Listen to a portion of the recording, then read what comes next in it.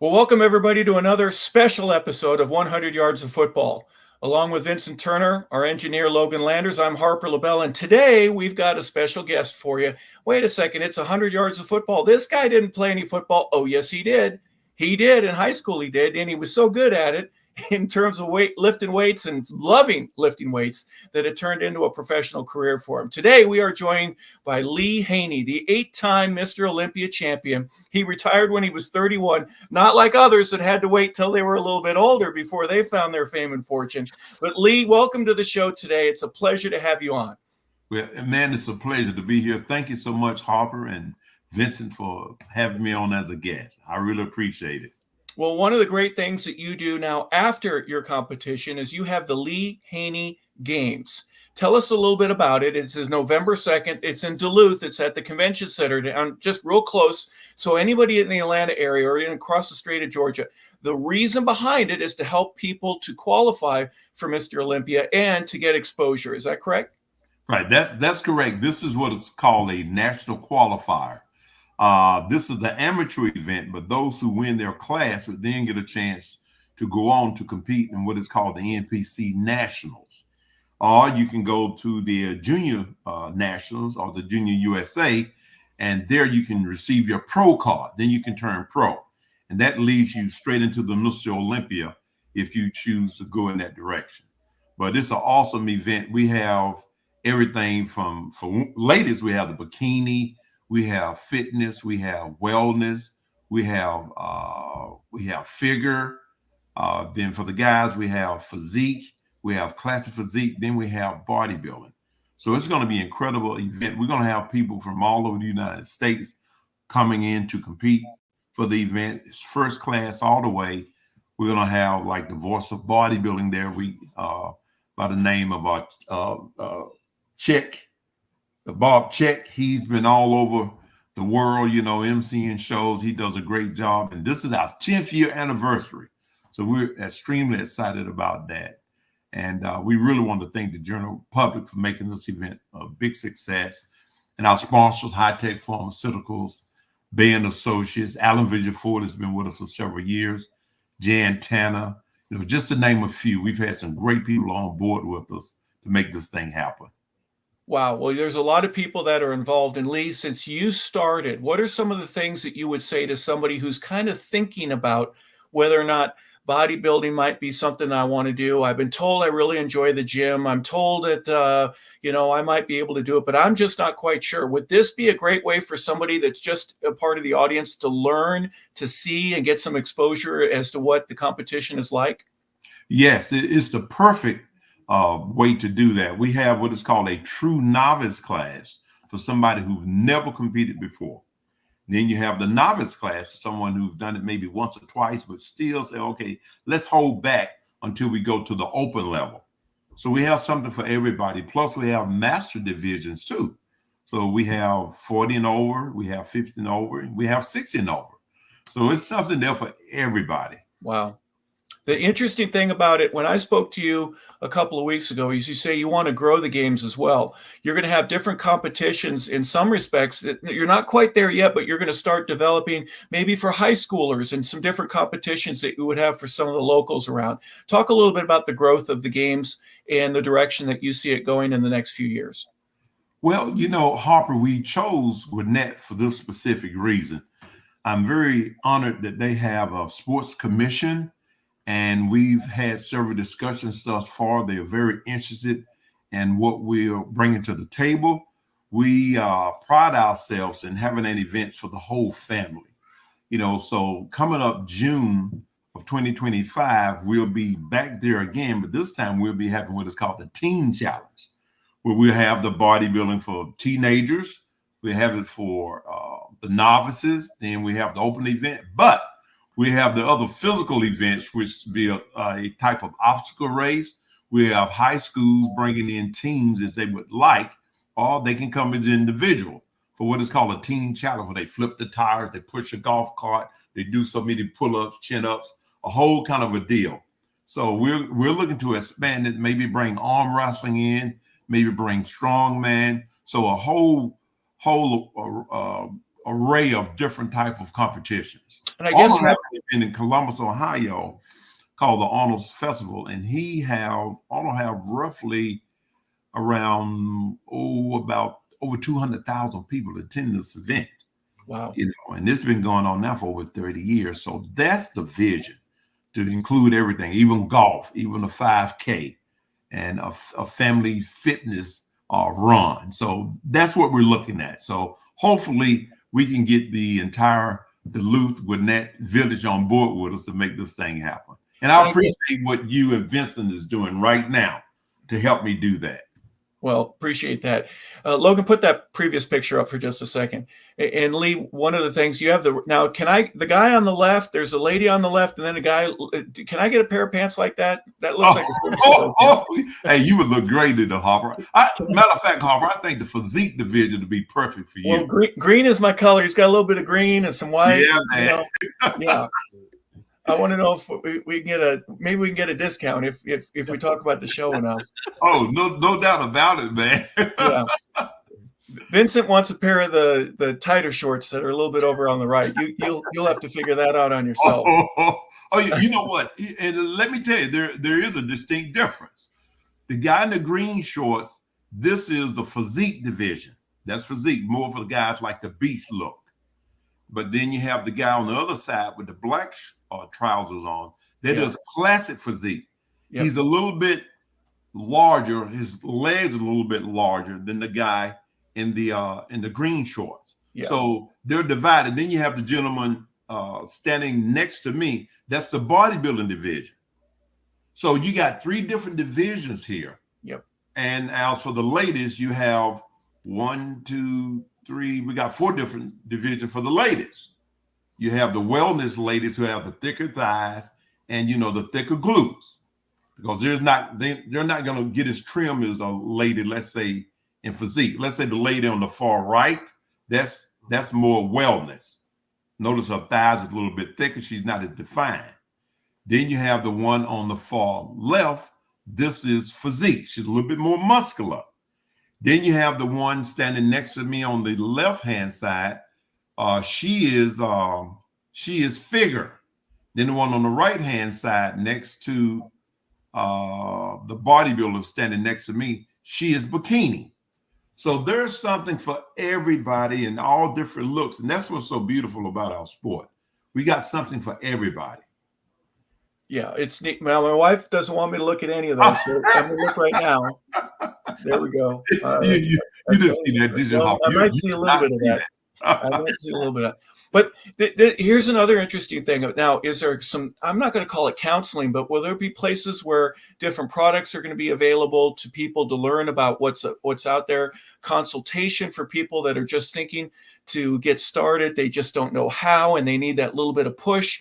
Talk a little bit about somebody who's been interested in the sport or interested in wellness and fitness, and their ability to kind of sink their teeth into something a little more solid than just having the couple of friends that they might be on the phone with or work out with at the gym. Well, Harper, I have what is called the International Association of Fitness Science. Now, that is a certification organization that certifies people who want to become personal trainers. So over the course of the last 12 years, I've certified people all over the United States, also in Israel, also in Brazil, also in Canada, also in China, different places. And they can call upon any of these trainers to help them prep for a show. Because nowadays, with Zoom and what we're doing now, live streaming, you can train from anywhere and get coaching and assistance. So it's pretty easy to do now. Love it. And so you get there's something for everybody. If you just want to see it, if you want to cheer, you can do that. If you want to get involved, obviously there are different ways. I remember you telling me something very specific about your very first competition, at least for Mr. Olympia. If I'm not mistaken, you finished third, and didn't Arnold Schwarzenegger walk up to you near the end of that show or sometime afterwards? He's not going to do it beforehand, but he goes, "You got to work on your presentation, your posing." Yeah. Talk a little bit about the importance of just listening to other people and how that helped you specifically and how it can help others. You know, that's one of the big things about in our competition, not just about the physique alone, which that's very important. You know, when you see Arnold and then this gentleman named Sergio Olivier, we nicknamed Sergio the Myth. He had a 27-inch waist. Yeah. There's never been another body like Sergio Olivier. Never. Nobody, period, including myself. Sergio passed a few years ago, but this is one of what we call a mandatory pose. This is the double bicep. And if you have any flaws on the physique, you're going to see it in this particular pose. You know, when you throw your double bicep up, your lats have to flare, the legs have to be well balanced, the calves have to be there. So if there's any flaws, you know, points are counted off. Now, so that's the mandatory pose. Then the other one is one that relates to what is called symmetry. That's the balance. The shoulders, waist ratio, calf, thighs, everything have to fit and flow well. Then you have your presentation round, the posing. So in my first Olympia in 1983, all of these other things, I was head above the rest of the crowd. However, the thing that Arnold saw, and it was my posing presentation, said, Lee, you look great, incredible physique. However, when you're standing there with masters of the game, like, Sergio Olivier, Robert Robinson, Frank Zane, you cannot bring an amateur posing routine to the stage. And Arnold gave me some advice there and told me, well, Lee, once we get back to California, I want to introduce you to my posing coach. And from that point, once you get posing down to a science, no one will be able to stop you. Wow. And I was there at his office. He made the introduction. The rest is history. Just taking someone's advice is so important to do. Let's go back to young Lee Haney, a guy that when you first started lifting, when you first started realizing, hey, this is something not only do I enjoy, but I'm seeing results that I really like. I imagine it helped to boost your confidence and so many other things that a young person would desire. What was that like for you? And when did you start lifting? Well, I love what bodybuilding has done in my journey. And I like the way I've seen it help mold and shape young men. You know, one young man in particular, I'm very fond of and seen him do great things. He was a little bit chubby in my mentoring program called Haney's Harvest House. His name was Larry. And so he was a little bit chubby, didn't have a lot of confidence, 10, 12 years old, so I bought him a set of weights, got him a bench, got him some training video. Of course, one with me on it, right? I gave him one of mine, and next thing you know, Larry started to use this. He trimmed down, started looking good. Next thing you know, Larry joins the Army, all buff. One of the captains there. Now Larry is one of the commanders at NATO in Poland. So all of this happened from a kid lifting weights to somebody who cared and gave him some time. That's just Larry, just one of the stories.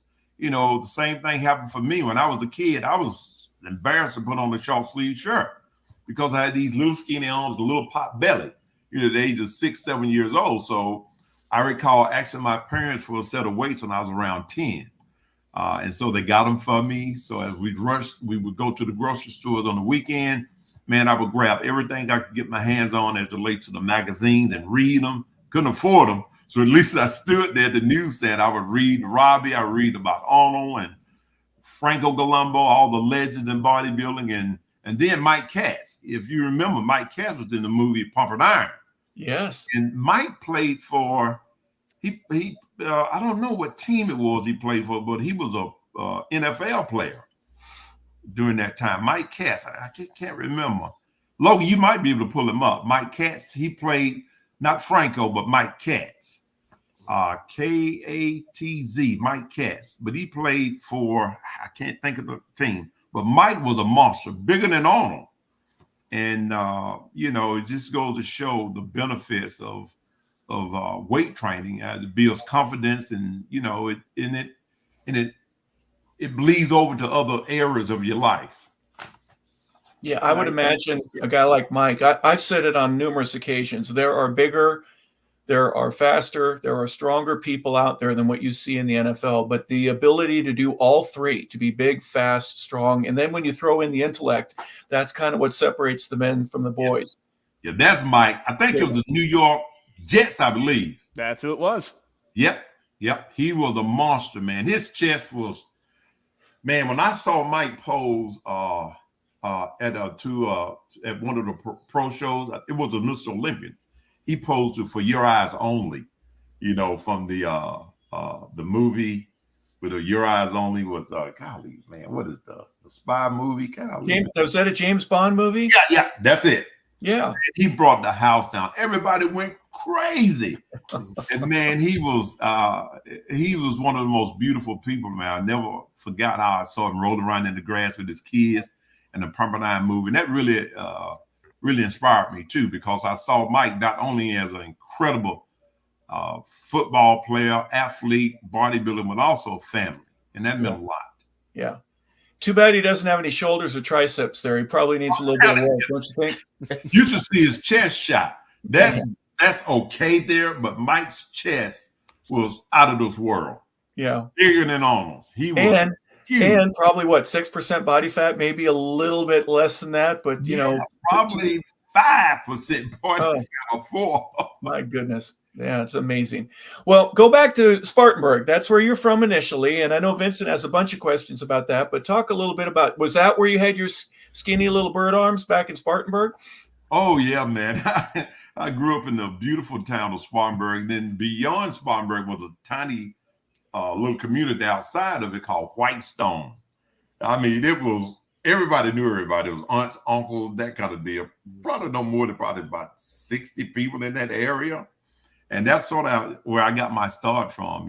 We had a farm. We raised pigs, chickens, sweet potatoes. My grandpa had mules and plows. And so being strong was a big thing that was talked about a lot, growing up in the country.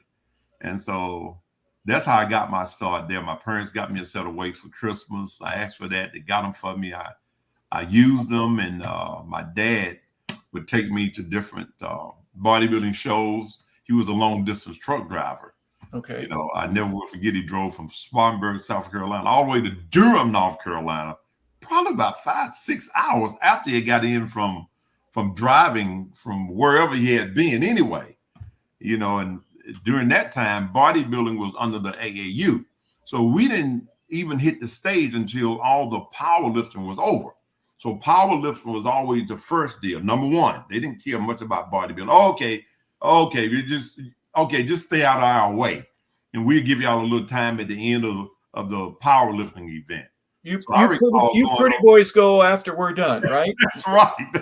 They let the real men go, so they felt earlier. Hey, who's going to argue with these guys, man? These were some monsters, and I'm watching these guys as a kid, and I would watch their training, their technique. And then we would go on probably sometime at 12 o'clock at night and 1 o'clock in the morning. Wow. Yeah. Until bodybuilding got its own name, its own reputation. And that was brought on by the National Physique Committee, which was founded by a gentleman named Jim Mannion. So he met with with Joe and Ben Weider, who was then in charge of Muscle Builder, Muscle and Fitness and Flex magazine. Right. That's how Jim got started.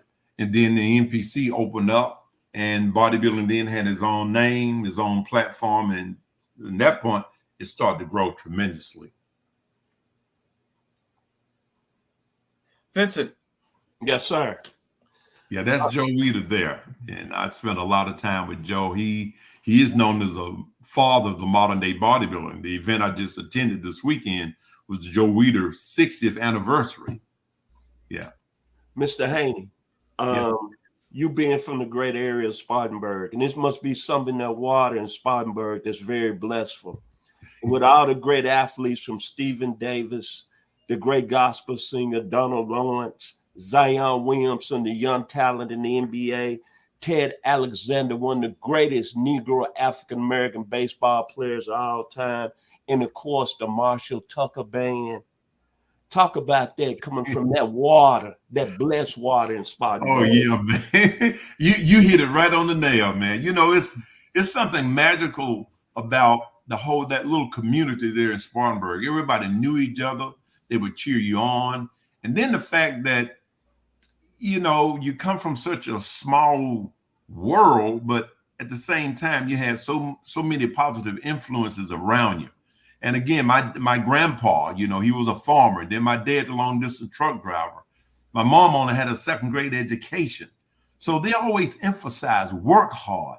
Nobody's better than you. You're just as good. One man, every man put on his pants one leg at a time. If they can do it, you can do it. And then treat people the way you want to be treated. And then one of the caveats to the whole deal, my mom would say to me, son, put the Lord first in your life and it'll take you around the world.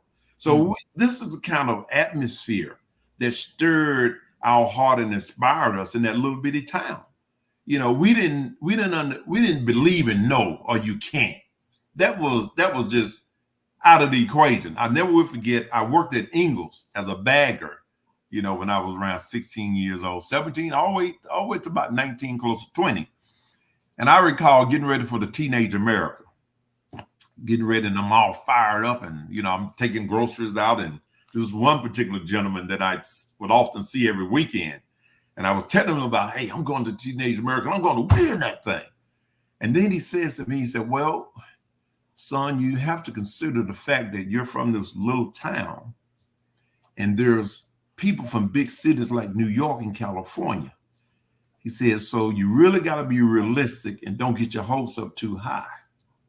He said, I wouldn't want to see you get your feelings hurt. And when he said that to me, I thought he had lost his mind. I really did. Because what I had heard, what I had been taught, is you can be whatever you want to be. Nobody set the limits on you but you. And because of that upbringing, because of that charged atmosphere, I thought he had lost his mind. I didn't fit. But guess what? A week later, that 48-inch tall trophy was sitting in the window of that grocery store. How about that? He saw it and said, son, you know what? I doubted you, but you believed in yourself. I believed in myself because I had a lot of people who believed in me and continue to pour positivity into the heart of that young man. Wow. Well, isn't it interesting? And Vincent, I'll let you go in just a second. I'm sorry to do this, but your mom planted the seeds. If you put the Lord first in your life, you'll go around the world. What a great prophecy, because you've been around the world, haven't you? And it was because of just listening to mom. What other great lessons did you learn from mom and dad? Well, treating people the way you want to be treated. They taught me to work hard. My dad, he was always like, son, don't have but do nothing. Whatever you do, do it with all of your heart and all your might. He said, and if somebody light into your tail, make sure you not the last, you get every bit of them. Don't halfway do it. That's how we was taught, and that's how we were raised. And then the importance of humility. My grandma Annie Mae, man, she was off the chain, man. She was so sweet. She was so loving. She would grab and hug me and squeeze me. But then she had a saying, of humility. And she would say, the higher a monkey climbs the tree, the more his butt you see. So stay humble. As you climb, don't forget, don't show your butt, in other words. Yes, sir. Yes, sir. Another point I want to bring up, and it's something when I was doing my research work on you, and you had a term that really stuck in my heart leading up to this interview today. You talk about accountability in your life. Mm-hmm. And then you studied at Methodist College with some of the greatest baseball players that ever played this game. You was around Reggie Sanders, Mookie Wilson, Orlando Hudson, Dwight Smith, Vernon Taylor. And then reading that, what you said about accountability, it struck a nerve in my head and want me to get up and maybe go hit some iron today and go to the track. Explain that right there to us today here on 100 Yards of Football. Yeah, man. Accountability is everything, and having, let's say, yoke brothers that you can connect with that have the similar mindset. There's a proverb I heard a long time ago. One of my friends, matter of fact, he's a recon Marine, 10 years my senior. I'll be 65 in November. He's 75. And he said to me, he said, Lee, you are what you eat in the company you keep. You are what you eat in the company you keep. So you understand that, putting it all together, the company you keep with your mind, with your ears, with your heart, physically, all of that comes together. And that'll have a determining factor on how you see the world. So that it was very important to be within the atmosphere of people who think like you on another level, because negativity breeds more negativity. So that was real important. And when you speak about Spartanburg Methodist, there was another gentleman there. You probably know him. His name was Coach Moore. Do you remember Coach Moore, Vincent? No, he sir. Was with one of the most popular high schools there. He was the winningest coach. Yes, Coach sir. Moore. He would say to me, he was a psychiatry teacher there at Spartanburg Methodist. Every time I saw him and I was in his class, he would grab me and say, Haney, boy, you're going to be somebody. Just keep working hard, boy. He would grab me and squeeze me and hug me. You just keep working hard, boy. Just keep it up, boy. I mean, I never forgot that. And that meant a lot to me as a young man, too. So having people like that who believe in you, who want to pour into your life with positivity, man, that goes a long way. Mr. Logan Landers might have a question for you today.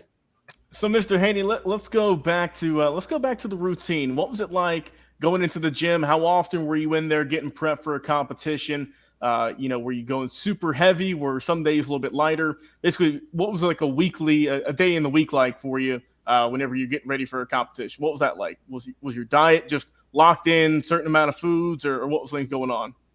Well, Logan, one thing to determine just a lot of times how far you go and how good you can be is your genetic blueprint. My mom was 5'11" and a half. My dad was 5'11" and a half.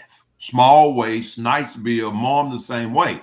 So I had genetics going for me, great genetics going for me. So when it came to food, and you're what is called a mesomorphic body type, such was Arnold, such was Sergio Olivier, such was Frank Zane, the best bodybuilders ever was mesomorphic. Now, because you got great genetics, doesn't mean you can just sit on your butt. You still got to go get it. You still have to have the science of nutrition and an understanding there. Also the science of understanding training systems. So with me, I followed a lot of routines that had been handed down by Arnold Schwarzenegger, Robbie Robertson, Mike Cass. I would read what the legends did.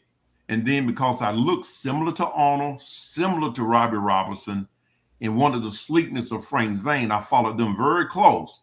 And I knew if I could develop a physique along those lines with a combination of the three of those, that would be unstoppable. So I used a 6-day program initially to get started to win. I won the Junior Nationals with that, also the Teenage America with that. Then I won the Junior National with that and the NPC National with that. And I won the IFBB World Championship using the straight 6. But then after I turned pro, I then went to what was called the 3-on-off-1, which, let's say, for example, you would go chest and arms, calves, abs Monday. You would go legs Tuesday. You would go back, shoulders Wednesday. And the 4th day, you'll go into cardio. Okay, then you start the regimen all over again. So what that did, it gave you at least, you were training every 5th day instead of every 4th day under the other program, which sometimes left you a bit fatigued. You wasn't able to grow as much because you didn't have enough recovery time.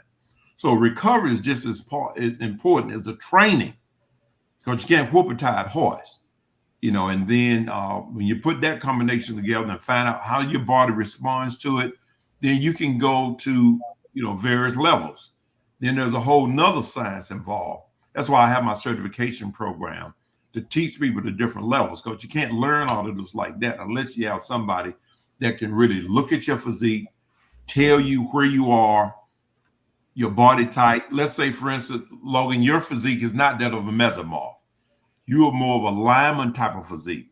You have what is called a lot of B2 fiber. I'm not going to never be as big as you or as strong as you. It's moving stuff around. Like you got Clydesdale horses, then you got quarter horses, then you got an Arabian, where body types are broken up in the same way. So once you have an understanding of that, you then know how to feed that body type, how to train that body type. I can do a 100-yard dash, 50-yard dash. You're made for maybe a 10-yard or 15, maybe 25. Notice linemen don't go that far. but they explode, boom, for a short distance. So their training have to be aligned with the functionality of what they do. Me and Harper, we talked about that, didn't we, Harper? Sure did. The science is amazing in terms of how much you need to know. And I guess that's part of what your discovery was. Hey, I'm just lifting, I'm lifting. No. It's calorie intake. It's the protein and the amount of amino acids and learning all of that. There's a development. It doesn't happen just in one day. And what's right for Lee Haney may not be the same as what's right for Logan Landers in terms of maxing that out. That's the part that just fascinates me, Lee, and how you're able to understand that at a clearer level. Who's the first guy that basically taught you that, or at least exposed you to that, to where there's a whole different science behind this, that if I learn to master it, it will make me even a better champion? Well, it came from a combination of the legends of the sport, because Muscle and Fitness magazine, and then Iron Man magazine, then you had Muscle Mag. These were like the Bibles of understanding the nutrition, the science of how to get from point A to point B. And then as you start to put that together, you have to formulate the response of your body. Let's say, for instance, if I'm taking in 200 grams of protein and 400 grams of carbohydrates and maybe 90 grams of fat a day, how am I looking? How am I feeling? But I got my notes. Everything that I eat, water, supplements, I have it written. So I have a roadmap to make adjustments if I need to. If I'm flat, for instance, if muscles are not pumping, then they're saying it's not popping. Let's say this, the muscle's not popping in full, because when you see this photo here, I'm full. But if the muscles are flat and look watery looking and soft, then that means my carbohydrate level is not up to par. But that's something you learn over the period of time, and it's a language that we in the bodybuilding world know. Like when they talk about things like the keto diet, well, this is what we call carbohydrate depletion. We've been doing this forever. Then you get people in the medical field trying to say, well, you need to go keto. They don't understand keto. They tell you, okay, let's eat some cheese and you can do some steak. And no, you can't. That's jacked your cholesterol up. You know, what we do, if we go keto, we would use sunflower seeds. We would use walnuts, almonds. You see, we would use olive oil. There's a type of fat you use that doesn't bring harm to your body. But see, guys who don't know, they don't understand that. So you can't play with something that you have a clear definition of. One other question I want to ask you, Mr. Haney, is that you train so many great athletes, and I don't mean to change directions, but when I look at the list of athletes that you have trained, and I want to say TV personalities, some of the greatest that we know out there in social media, from Evander Holyfield, then your versatility training Sean Bradley, then Gary Sheffield, Shannon Sharp, and then my man Steve Harvey. Talk about that real quick here on 100 Yards of Football. Going from a 7'6" guy that played basketball at BYU, explain that to us today. That's amazing to me right there.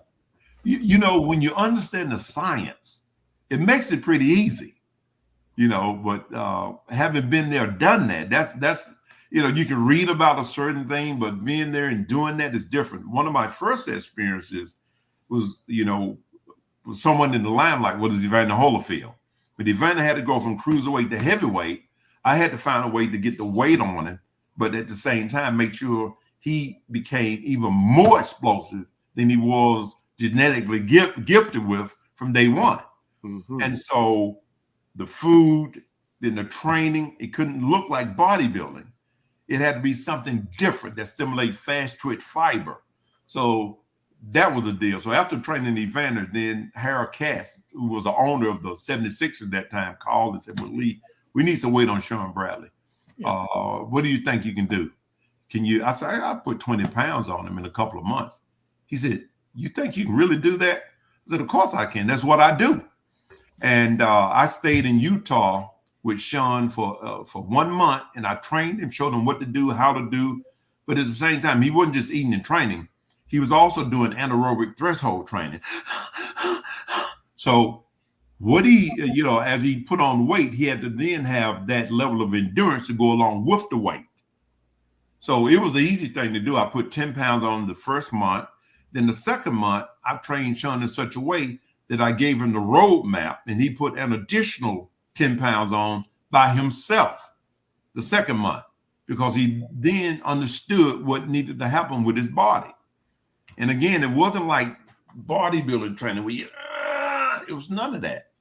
If you look at a sprinter, you look at a long distance runner, sprinters don't lift heavy weights, but what they do, everything's real quick. They use a lot of fast twitch fiber, plyo type of training, this kind of deal that stimulates fast twitch fiber without using weight. So when you applying weight to an athlete like this, it have to be done in more ballistic plyo type of manner, whereby that check mark or that explosiveness is in the movement when they're training. And so that stimulates fast twitch fiber. So you don't have to have 1 million pounds to put on muscle size. Particularly if you're this kind of athlete. Ronnie Coleman was different. He used a lot of weight for his. I thought differently. I used the science of stimulating fast twitch fiber, save my hips, my knees, and my back, my joints. I have no joint problems at the age of 65. We'll be 65. Yeah, there's a difference, isn't there? A guy that says, I'm going to get strong because I can deadlift 600 pounds versus another guy that I want to be powerful. Ben Johnson, for example, looked like a bodybuilder. Carl Lewis didn't, but they both had the same. They both ran a 9,900 because of the power. I've always said this, Lee, and correct me if I'm wrong. You've got to be a very, very strong, quick, powerful person to accelerate anybody's body to go that fast. You don't have to be weight room strong, but you have to be powerful. You have to be explosive as you works out. That's exactly right. That's where the plyos comes in, because too much weight, in training, Evander or Sean and Gary Sheffield had to make sure, let's say if you're coming down on the bench, I prefer dumbbells with them, not a lot of benching, because a bench press is not correct. You don't push anything like so. Mm-hmm. Even bench presses for football players is a little bit weird. That's why the Hammer Strength came out with the ground-based jammer, which was true to the movements that football players use. You don't lay on your back and push anything. So that's a weird kind of a movement. So everything have to be what we call check mark training. Coming down, check, follow through. It has to be almost like a V, a check. If the weight becomes too heavy, instead of it being a nice clean V, it starts to turn into a U, which actually slows the strength curve down. So in training an athlete, you have to understand that. Yeah, and in a bench too, you're restricted to the bar. With dumbbells, you can turn your wrists just a little bit in more, which is a more athletic position to be in, especially for a football player. Is that right? Perfect. Yeah. That's correct. It's true to your functionality. Yeah. And all that. Now, talk a little bit about your football experience. You played a little bit in high school. I'm always curious to see, there are coaches that make you love the game forever, or there are coaches that can make you not love the game forever. What was the experience like for you, and how did that transition you over into your first bodybuilding experiences? Because you're in the weight room for either one, but back in those days, weight rooms are a lot different than what they are right now, correct?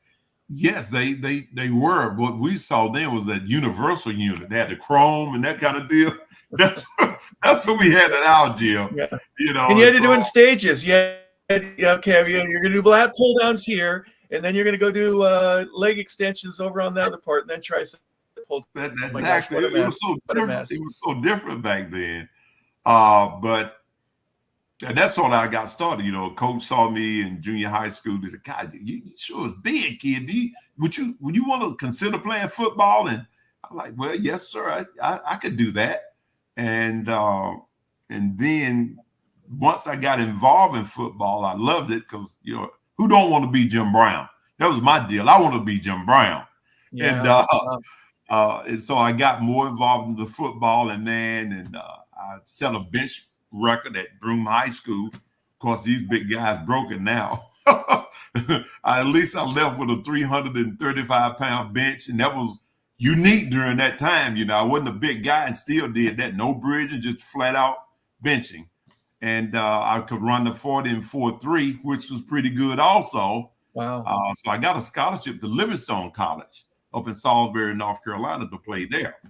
But then I was able to sort of forego it to enter Spartanburg Methodist because I was able to get a educational grant there through one of my guidance counselors. So I was able to say, okay, let's leave football and focus on bodybuilding.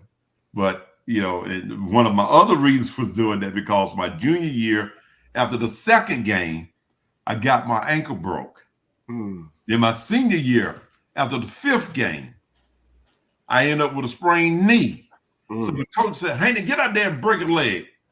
That's exactly what I would do every time. So I ended up in the weight room. I came out, I went in weighing probably about 175, 180. After 2 years, I was up to 214, 215 pounds. So wow. Maybe bodybuilding is my deal.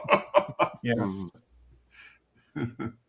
Back then, did you just have a experience and there wasn't a whole lot out there compared to where it is now? That's when it started. You get 200, 205, 215 pounds, you start to feel it. And then mentally you start to experience, hey, I know I can do even more with this, right? You get up to 250 by the time you're competing. There's a lot of room for growth there. Oh, yes, it was. And I never will forget, I worked out at the YMCA, and one of the gentlemen there, he was older. And he looked at me and said, kid, you know what? You have one of the best natural physiques I've ever seen. He said, you got the potential to be one of the greatest bodybuilders in the world if you want to. And I was shocked by what he was saying. And he saw me win the NPC Nationals and my first Mr. Olympia. He said, I told you so.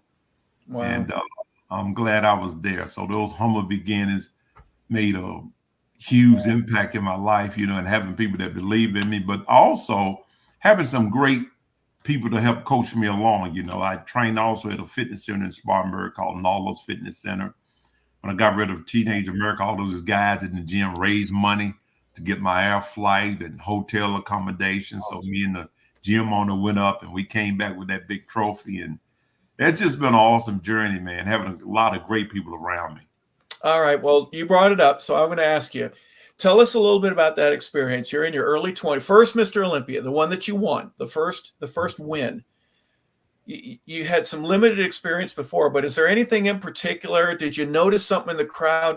A lot of times an athlete will say, I just stopped for a moment to absorb where I was, to relish the moment itself. Was there something different in that particular one? Was your confidence level? Tell us a little bit about what it was like going into that competition, and then when it started to just get really easy for you and you knew, I got a chance to win this thing and I think I'm going to be able to do it.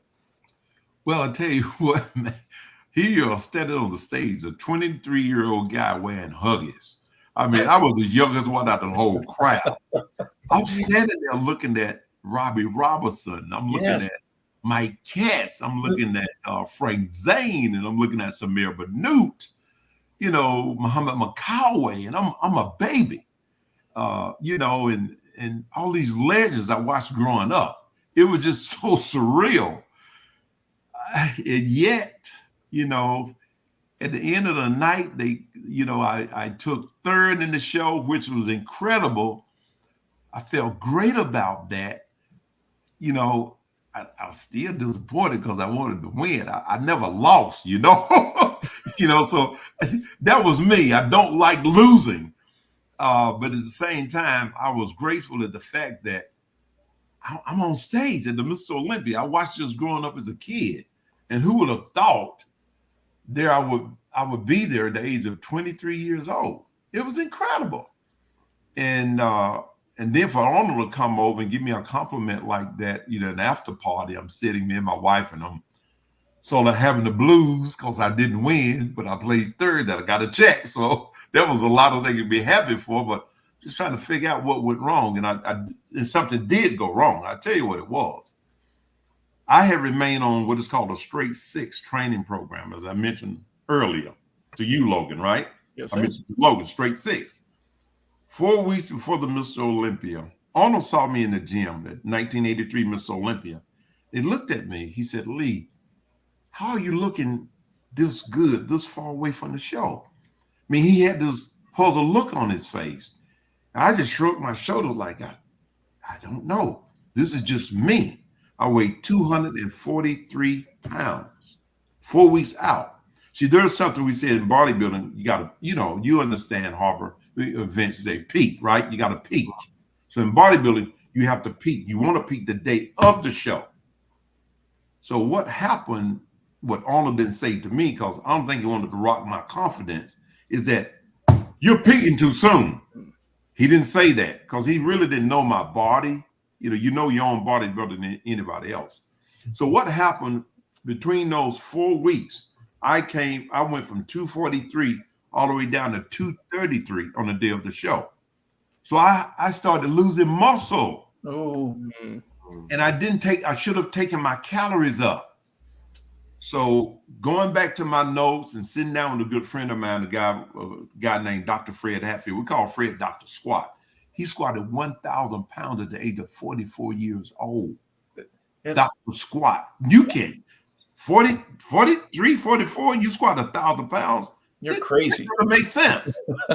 He did it. It's recorded. That's crazy strong is what it is. Oh my God. So I sat down with Fred. He got his degree from Russia in exercise science. So Fred knew things that few people wouldn't have an inkling of. So he sat down and he looked at it and said, well, Lee, you can't train like a horse and eat like a bird. Oh man. Okay, Yeah. I got it now. So the next year, I go in the Olympia and win it at what? 243 pounds.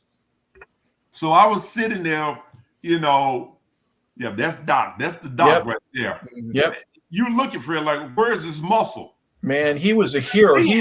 He wrote stuff all the time in Muscle and Fitness magazine, didn't he? And all of them. He was a real scientist, a lab rat, right? Fred was he was astounding. I can't put words together for Fred. He was incredible. But he said, Lee, you can't train like a horse and eat like a bird. Man. And once I grasped that, went back to my notes and said, golly, I wasn't taking in enough calories. Because see, when I started training for the show, you start about 12 weeks out, you're using like maybe 2,500, 3,000 calories. But as you come forward into the show about 8 weeks into the show, your body is now using that 2,500 calories like it's only maybe 2,000. So you have to watch the scale and look at the calories. And again, it's simple math. Okay, I'm starting to drop weight. What I got to do? Okay, let's increase the calorie intake. I didn't know that then, but I knew that going into the 1984 Olympia and went in at the same 243 pounds as I was the first one. So I was sitting there with the blues puzzled. What happened when Arnold came over? I was still, even the posing routine wouldn't have, it would have made a huge impact, but I still needed to find out what did the science go wrong? So the next year I went in, I got all the way up to 4,700 calories training for the Olympia. So as my weight started to drop, I bring the calories up. Each week I watch the scale, I will bring them up. And I went in full, bigger, and rest is history. Once I learned that, it was science from that point on. Man, well, Lee, we would love to tell more stories. We've got 7 more Olympias that we want to go over with you, but we know we want to be respectful of your time. They're called the Lee Haney Games, November 2nd in Duluth. Tell us one more time a little bit about, is there a place to buy tickets? Is there a website that people can go to research? Fill us in so that we get all the information that we can regarding your games. Yes, you can go to leehaneygames.com and you can grab your tickets, hotels, reservations. You want to do that. You can also, athletes who want to register for the event, they can go there and register. But it's going to be a very exciting event, the 10th year anniversary. And we're looking forward to having the entire public come out. And this is being done under our nonprofit 501c3, which we raise funds through this for Haney's Harvest House, the mentoring program that Larry Heath came through, a lot of other young men. So this is what this is all about, giving back to our young folks and having fun at the same time.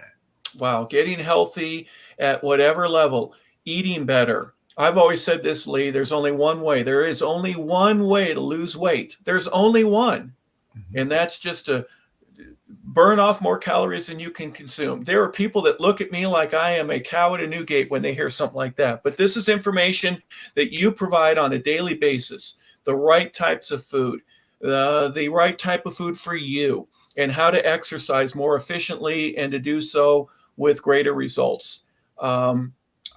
I thank you so much. There's a million things that I still want to ask you, but I know that we need to get you going. Lee, thank you again for being on the show. Thanks, Harper. I really appreciate it. Thanks, Vincent. Thanks, Logan. And Harper, remember, we got the other show coming up in June of 2025. So let's talk about that. Get people excited. It's going to be for our teenagers and the entire family. So that's going to be a great deal for me. Right. So anyone that wants to learn more about that or compete on your own, and you're not able to do it here in November, but you want to get started, as Lee said, you need a couple of months to get yourself ready, to eat right, to start lifting. Let's talk about that in June, and we'll learn about qualifiers for Mr. Olympia and all these other great events that are a part of it. Lee Haney, we thank you so much for being a part of today's show. On behalf of Vincent Turner and our engineer, Logan Landers, we want to thank everybody for tuning into this special edition of 100 Yards of Football, where you learn about your body, you learn about how to take care of it, as well as the great game itself. So for Lee Haney, Vincent Turner, Logan Landers, this is Harper LaBelle saying thank you, everybody. Have a wonderful and a fantastic